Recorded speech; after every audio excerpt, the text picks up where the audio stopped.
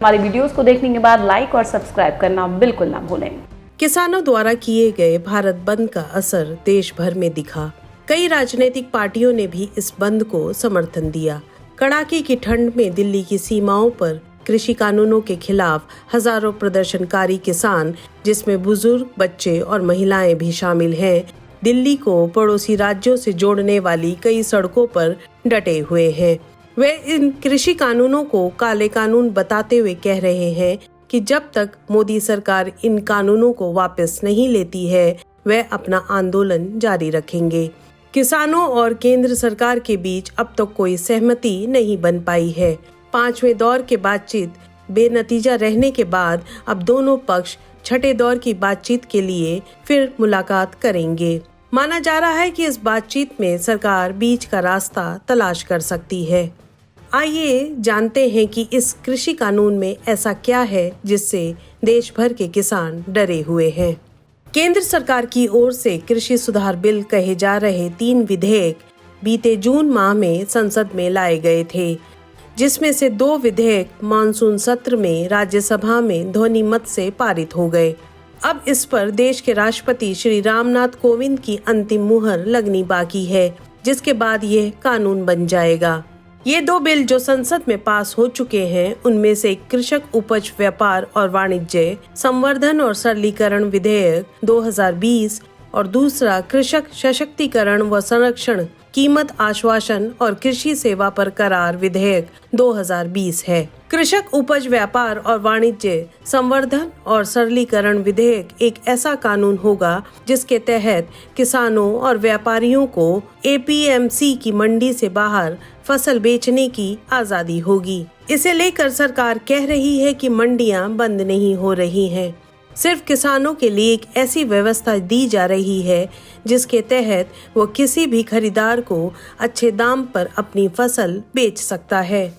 कृषक सशक्तिकरण व संरक्षण, कीमत आश्वासन और कृषि सेवा पर करार विधेयक 2020 एक ऐसा कानून होगा जिसके तहत किसानों को कॉन्ट्रैक्ट फार्मिंग के लिए एक ढांचा मुहैया कराया जाएगा। फिर जब कॉन्ट्रैक्ट एक्ट सेवा में आएगा और उस पर 18% GST लग जाएगा, यानी अब खलिहान में भी टैक्स लगेगा। मार्केटिंग में कोई विवाद हुआ अथवा फसल की गुणवत्ता सही नहीं रही तो पैसा नहीं मिलेगा। इसकी गारंटी किसी ने नहीं ली है। किसानों का मानना है कि ये विधेयक धीरे धीरे APMC यानी एग्रीकल्चर प्रोड्यूस मार्केट कमेटी, यानी आम भाषा में कहें तो मंडियों को खत्म कर देगा और फिर निजी कंपनियों को बढ़ावा देगा, जिससे किसानों को उनकी फसल का उचित मूल्य नहीं मिलेगा। इस बिल से किसानों के खेतों और मंडियों में बड़ी कॉर्पोरेट कंपनियों का कब्जा हो जाएगा। सरकार के इस पहले विधेयक कृषि उपज व्यापार और वाणिज्य के तहत किसानों और व्यापारियों को MSP की मंडी से बाहर फसल बेचने की आजादी होगी। किसानों का मानना है कि सरकार जो कह रही है कानूनों को लेकर, वैसा तो पहले से ही हो रहा है, यानी ये विधेयक सिर्फ अंबानी, अडानी जैसे अमीर व्यापारियों को लाभ देने के लिए है। इस नए कानून में कॉन्ट्रैक्ट फार्मिंग के तहत पहले किसान अपना विवाद कोर्ट जाकर सुलझा लेता था, लेकिन अब वह सिर्फ SDM के पास ही जा सकता है। किसान शक्ति संघ के अध्यक्ष चौधरी पुष्पेंद्र सिंह का कहना है कि इस कानून के बाद कोई भी कहीं भी फसल बेच सकता है, जो अच्छा है, लेकिन इसमें MSP की व्यवस्था कहां पर है? अगर कोई प्राइवेट प्लेयर इस क्षेत्र में उतर रहा है तो उसके लिए भी MSP की व्यवस्था होनी चाहिए। आपको बता दें कि किसानों के हितों की रक्षा करने के लिए देश में न्यूनतम समर्थन मूल्य यानी MSP की व्यवस्था लागू की गई है, जिसमें केंद्र सरकार तय न्यूनतम समर्थन मूल्य पर ही किसानों से फसल खरीदती है, जिससे किसानों को नुकसान से बचाया जा सके। भारत सरकार का कृषि मंत्रालय कृषि लागत और मूल्य आयोग की अनुशंसा के आधार पर MSP तय करता है। इसमें धान, गेहूं, मक्का, मूंगफली, सोयाबीन, कपास, तिल जैसी फसलें शामिल हैं। इसमें अगर फसल की कीमत बाजार के मुताबिक कम मिलती है तो सरकार उसे MSP के हिसाब से खरीद लेती है, ताकि किसानों को नुकसान से बचाया जा सके। MSP यानी न्यूनतम समर्थन मूल्य पूरे देश के लिए एक होता है। किसान संगठनों का कहना है कि अगर मोदी सरकार ने कृषि कानूनों को वापस नहीं लिया तो आने वाले वक्त में उन्हें उनके उपज के औने पौने दाम मिला करेंगे और खेती की लागत भी नहीं निकल पाएगी। इसके साथ ही किसानों को ये आशंका भी है कि सरकार की ओर से मिलने वाली न्यूनतम समर्थन मूल्य यानी MSP की गारंटी भी खत्म हो जाएगी।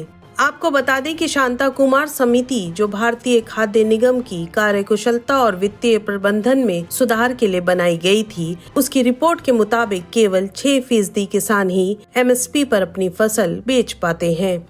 किसानों को डर है कि मंडी सिस्टम खत्म होने पर 1 साल तक प्राइवेट कंपनियां उनसे अच्छे दामों पर फसल खरीदेंगी। इसके बाद मंडियां बंद होने पर यही कंपनियां मनमाने दामों पर उनकी फसल की खरीद करेंगी।